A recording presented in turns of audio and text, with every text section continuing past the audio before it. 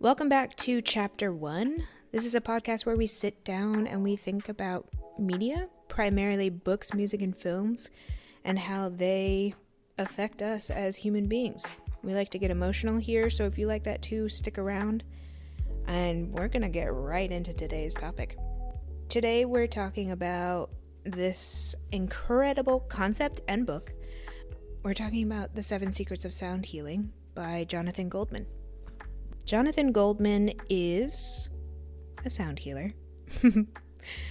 He's also a writer, a musician, and a teacher, and honestly is claimed as one of the pioneers of the sound healing field. He's the director of the Sound Healing Association and the CEO of Spirit Music. Jonathan Goldman went to Lesley University and has his master's degree in sound healing, which is insane. I love that there's a degree for that, and a master's degree at that. Let's go. So in this book, Jonathan talks about a lot of different things. We're going to touch on some of them, but I want to talk about how some of the concepts in this book kind of hit me and how that inspires me, and I'm hoping that either hits something in you or inspires you and all that good stuff. So firstly, we have to think about this on Jonathan's level, and he introduces us to the idea of everything being a vibration, everything having a certain frequency, and we're all just walking through this life on a certain level. And that kind of ties into a lot of different things in my life right now, and being on the right frequency level for the things that you want, and holding hands with those things so that they can introduce themselves into your life. One of the major things about sound healing, and with any healing, any type of healing, is that it doesn't necessarily work for everybody, and that makes total sense. If you are operating on a certain frequency and you're being introduced to a vibration that is just nails on a chalkboard for you, it's not going to work. And that's okay. There are some healing methods that I've experienced that I'm just like, yeah, this isn't it. And I've gone down other avenues. Thankfully, one of them is sound healing. So it's okay if this doesn't work for you. It's just a fun topic to even consider and to dive into and accepting as a truth, because it's pretty simple. It's not simple at all. There's so much science and study and everything behind this, but I just love that you can just sit in a sound, and on some level, it's healing parts of you. I think that is so beautiful and so simple, and such a nod to humanity and nature and all of it. So that is like a warning, not a warning, a caution that if it doesn't work for you, that's okay. Keep going, keep finding your version of healing. So in this book, Jonathan introduces us to how sound is measured so that we can understand it just a little bit further. I'm not going to get into the super technical details because I'm operating at a level where I just want to understand this to the degree that I do. And maybe one day I'll be able to deep dive into this, but hertz levels are how sound is measured. And human beings can hear a certain range, starting at 16 and going up to 16,000, which is wild. I don't have a reference for what, like my voice. I don't know what hertz level my voice is. I don't know what hertz level, the beep of a microwave is or anything like that. But it's interesting to think that range is so vast, or I feel like it's vast. Maybe it's really not, but I think it's interesting. And I also really love to dip my toes into the concept of what's outside of that. There are numbers below 16 and there are numbers above 16,000. What's happening in those frequencies? What are we missing? I'm not going to worry about it at all, because clearly I was designed to operate in this one range, and it's okay to leave the things that are not within my range outside of my range. Maybe it's bad. Probably not, but I have to make myself feel better about what I'm missing here. So I love that. I love being introduced to some of the technical stuff that Jonathan has learned throughout his career. It helps us understand a lot of different things. And I just love the word hertz. I think it's really cool. I think it's aggressive and short and to the point. But to continue on in the book, Jonathan goes over a couple of concepts that he's come up throughout his career. There are 3 essentially algorithms that he likes to live by, and each of them has a different result depending on how you want to sit down and what your goals are. So I'll mention the combinations for you just so that you have them in your brain. The first one is frequency and intent. So taking into consider the frequency that you're sitting down with, and then the intent of the session that you're sitting in. And then that equals healing. So frequency and intent equals healing. It's lovely. It's really, really lovely. When you sit down and bathe in a sound, basically, if you're activating certain parts of your brain to set intention to that session, there's potentially a lot of healing that can happen there. I also want to mention that lately, especially, there are a lot of people that claim that certain frequencies will have certain results or touch into certain parts of ourselves. So I know a big one right now is the 528 hertz level is the frequency of love, which I do love. I think it's kind of sweet to think about these hertz levels specifically on a numeric level and how that could equal something else. But Jonathan has a really good point about this. This is not in the book. This is part of a podcast episode that I listened to with him, that's not necessarily true. And I guess as I'm saying this out loud right now, I'm like, who is right? Because how do we prove that? But I'm leaning towards Jonathan because I like his approach at it better. It feels more freeing. And he believes that you don't necessarily have to assign certain things to certain hertz levels. That if you're sitting down with, again, intention, then that intention can be applied to whatever frequency you're dialing into or listening to and be applied to your session, which I really like. It feels more freeing and relevant to whatever. You know, it's not like you have to sit down and tune into 528 hertz in order to access love. You can access love through different hertz levels. There are some I think that would influence you to do other things. You know, if you sit down and you play some hertz level that is just going to grind your nerves, you may not be able to access love so easily. But I like the idea of removing that concept so that it's not so confined. But previously I did really enjoy that idea too, because it almost helps you decide what the intention is for the session. Like I have sat down and been like, I need 528 hertz so that I can get to this level, and it worked. Sure. But I almost like it being a little more free, like Jonathan is suggesting. But do your thing. You know, if you want to assign certain things to certain frequencies, nobody's telling you that you can't, including myself. I'm not the cops. So, all to sum up that he believes that frequency plus intent equals healing.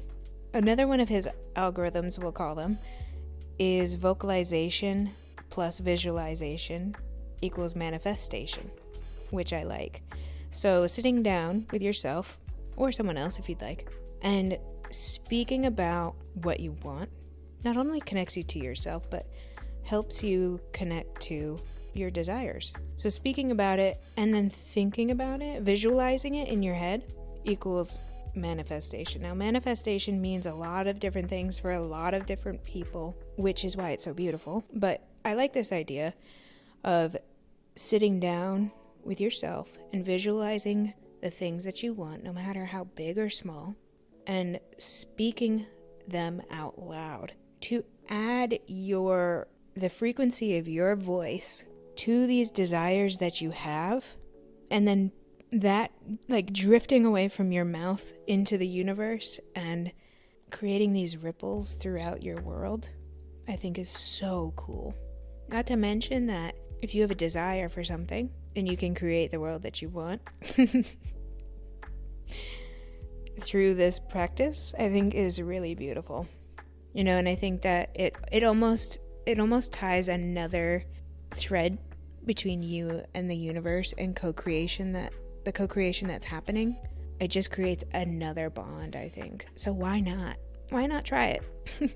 The last algorithm that Jonathan suggests and has created is sound plus belief equals outcome. So sitting down, bathing yourself in a certain sound, while choosing to believe the things that you're thinking, and hopefully they're positive thoughts, affirmations, all that good stuff, will equal an outcome. It's kind of like cause and effect, right? That's what I'm getting in my brain right now.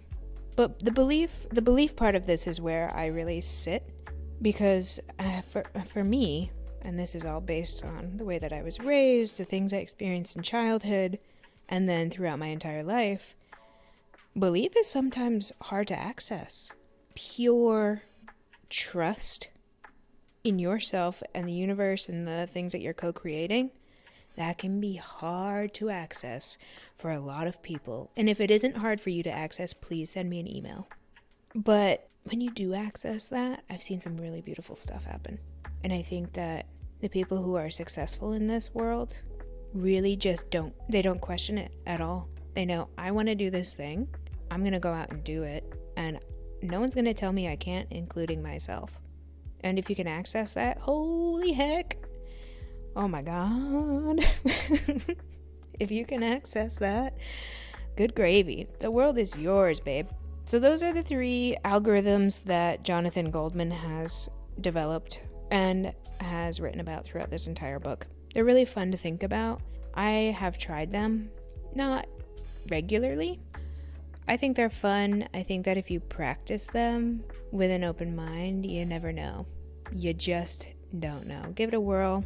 Give it a whirl for like a month and see what happens. Okay, so next I want to kind of touch on some of the studies that were presented throughout this book, which I think are really fun because they confirm some of the techniques and concepts and all that good stuff. So the first study that I found so fascinating in this book was a study where they made a few different recordings on the ocean, and they took out a recorder with 3 separate tapes.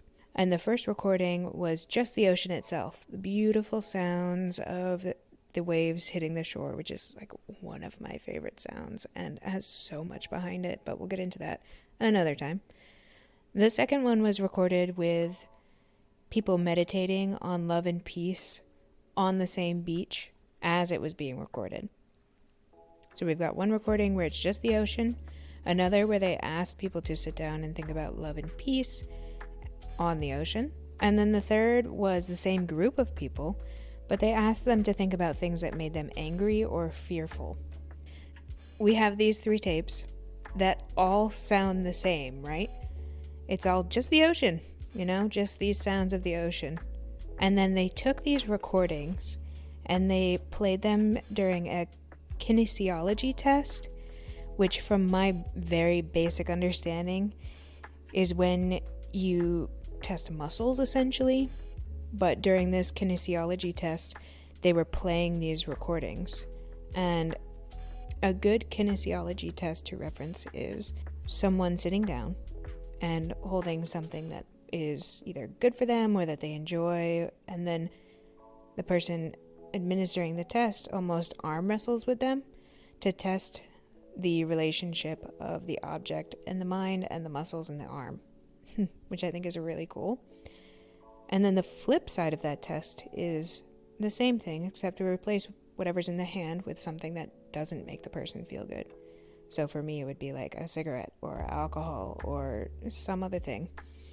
And then they test the muscles again to see the strength and differences between those 2 tests. So they were playing this recording of the beach during these tests, and they found that when they played the recording with the meditation on fear and anger, that the tests were actually affected by that. People were being affected by the recording that had this meditation recorded on it, but just on a different level, which makes me almost feel like our thoughts have a certain sound to them. Maybe that's what happens at lower frequencies, which I love. I think that idea is so interesting. It would also be very revealing and not private at all. So I love that idea of having these 3 different concepts, or 3 different tests, basically. The 3 different recordings. And then testing people to see if they're affected by that at all. And evidently, throughout these studies, they were, which I think is deeply interesting. Another one of the studies that this book covers is a study on water. So there's a Japanese doctor, Dr. Masaru Emoto, and I'm deeply apologetic about my pronunciation of that, but Dr. Emoto did studies on water. He took different types of water, clean filtered water, water from rivers, water from dams, water from polluted places, and studied those while either playing music or chanting or praying over them, which I think is so fun, and I'll explain why. So some of the studies were that he played music over the water while the water was on a microscope. And Dr. Emoto found that as he was playing classical music or, just delicate, lovely music, the water would create beautiful geometric formations. And he also found that while playing music like heavy metal, the water would create more muddy, distorted formations. Now, don't get me wrong. Do not get me wrong in this. I love a good heavy metal song, but I have found myself getting angry while listening to them. And I've actually found that, like with punk, all that kind of stuff, it certainly does have an effect on me, especially if it's for long periods of time.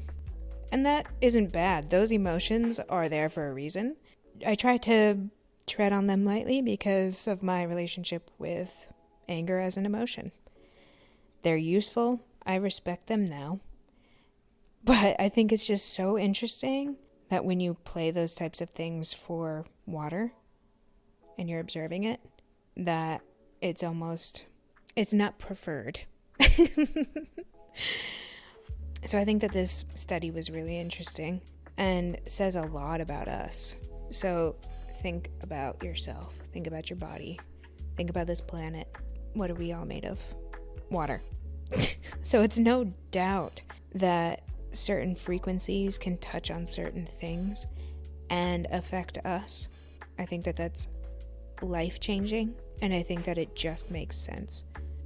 Okay, so moving on through Jonathan Goldman's 7 Secrets of Sound Healing, he touches on intention, which we've spoken about. He touches on how we're all very unique and how sound healing affects people different ways.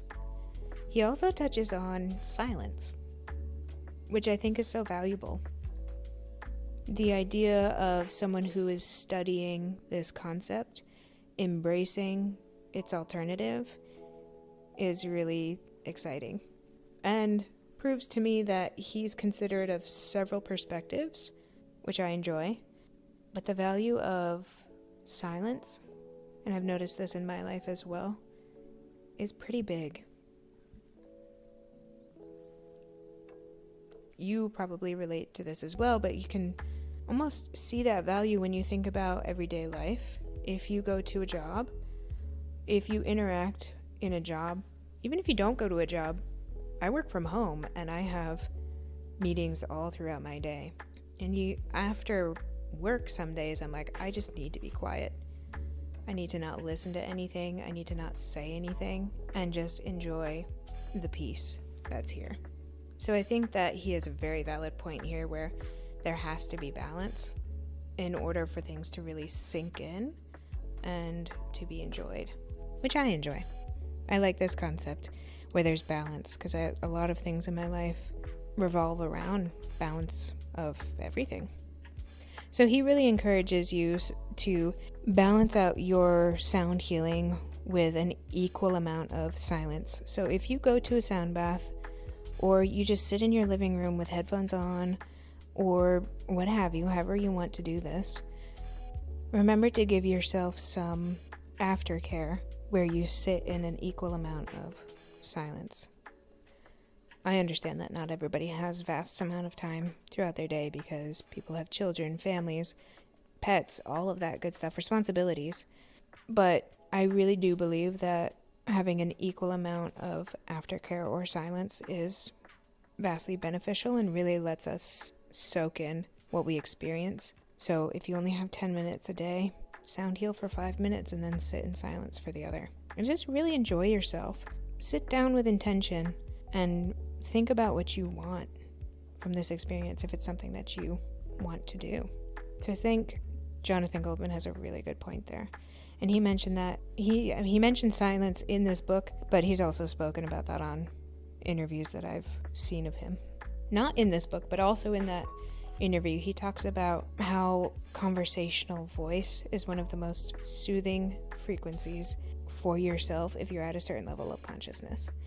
And that makes my head explode in so many positive, beautiful ways, because technically that means that we don't have to have headphones. We don't have to have big, fancy speaker systems or retreats or any of it. Wherever we are, technically sound heal ourselves. And to have that much power is breathtaking. It's fun. So he kind of dips into, not in this book, I'm sorry, we're just, at this point, we're just talking about Jonathan Goldman.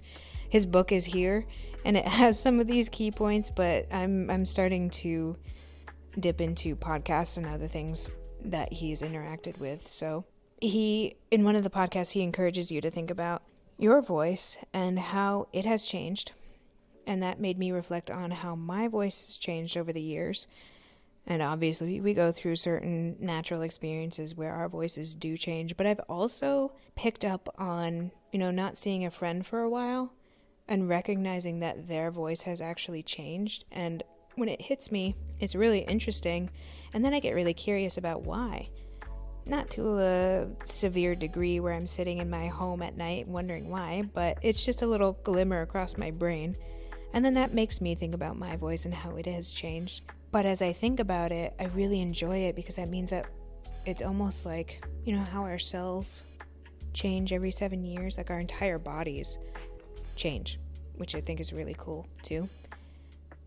But that does include our tongues and our mouths and our lungs and our vocal cords, and it just all makes sense that things would change.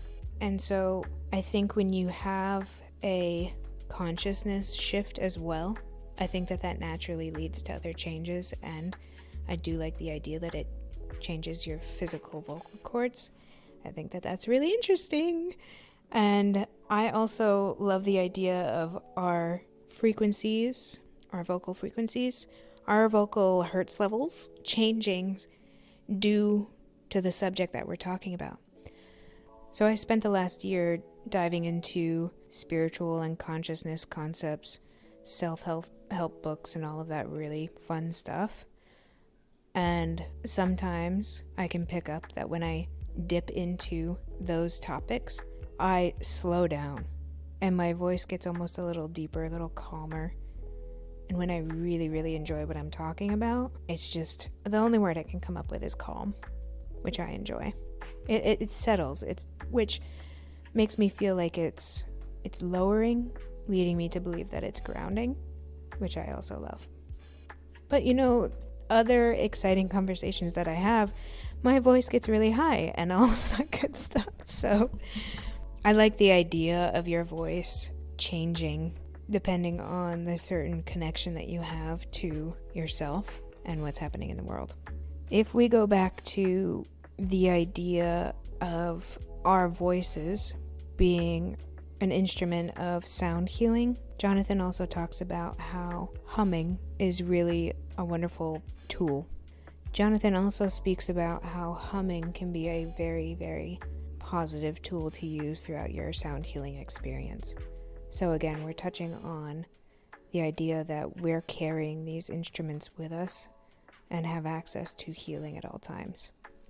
Okay, so we've gone over several of the 7 secrets of sound healing that Jonathan Goldman outlines in his book. We've also touched on some outside sources, podcasts, interviews, articles, studies, all of that really great stuff that all backs up this concept of sound healing. And I like to touch on this because when I first discovered sound healing, it felt very whimsical. Like imagining sitting down and just bathing in a certain frequency and that being the door opening to the healing that I'd like to experience was very attractive to me. And so doing a little bit of reading and understanding why that is and the science behind it really, really helped me. So I hope on some level this has also opened your mind a little bit or confirmed some feelings for you. I think Jonathan Goldman has a really good perspective. I think that there are a lot of different people that we can learn from regarding sound healing, but I think that the 7 Secrets of Sound Healing is absolutely a good introduction to this idea. He dives deep into these ideas in this book and throughout his other releases. If it's something that you're curious about that you haven't touched on, then you should explore this book and some of his others. My experience with sound healing definitely comes from my relationship with music. I used to sing as a child, and I've always had a connection with music in general. And so when I found sound healing, I was like, this just makes sense. And the relief that I've felt from it, not just from a brain organization perspective, but from a calming and grounding perspective as well. When I sit down and play certain frequencies really loud, not really loud, but above average, I've found that it's extremely helpful to sort through some of the static that's happening in my brain. And that combined with intention and meditation and visualization has led to a lot of peace in my life.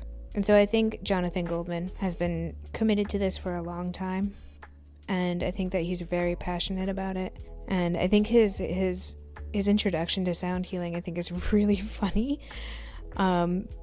Apparently he was playing in like a punk rock band, and he, during one of his shows, realized that the music that he was playing was inspiring anger and violence, which, like I spoke about earlier, certainly happens in me when I listen to certain heavy metal.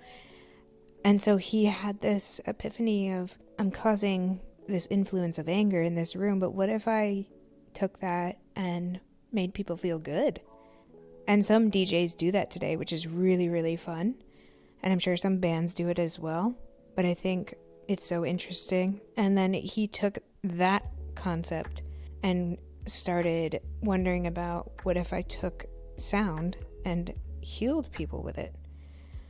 He's gone through these journeys with lots of different people and has expressed the things that he's learned and continues to promote that throughout the world, which I think is really cool. When he discovered this and decided that he wanted to pursue it, this is a fun fact, he took his record company, which was a new wave punk rock label, and created a new age therapeutic label out of the same label, which I think is really cute. So this book clearly meant a lot to me. It has opened a lot of different doors and a lot of concepts. It's introduced me to a lot of concepts that I really enjoy. So if you haven't tried sound healing, I highly recommend it. There are a lot of different videos out there that you can sit down and consume that will help you understand it a little bit further. But for now, if you think that the 7 Secrets of Sound Healing is how you'd like to be introduced to it, I highly recommend it. I think you can get it on audiobook as well. It's a short book that covers a lot, and I really like the idea of the science behind it, which is why I wanted to dive into a book, because I wanted there to be some kind of backing to it, I guess, in order for it to click, to be true in my brain. Now I'm operating on a much more whimsical frequency where I'm careful as to what I accept as my truths, but I'm also curious about a lot of stuff. So this was one of the bigger books that I took on last year. Bigger in the concept sense, not necessarily the physical book, but it's one of the major ones that helped me and steered me into this direction of ideas, of what ifs on a good sense. So yeah, I would highly recommend Jonathan Goldman's The 7 Secrets of Sound Healing. It is about 150 pages long and just an eye-opener. It's really fun. I highly recommend it. And if you resonated with any piece of this podcast, I deeply appreciate you doing so. I deeply appreciate you being here, and I really hope that you tune in next time. Bye.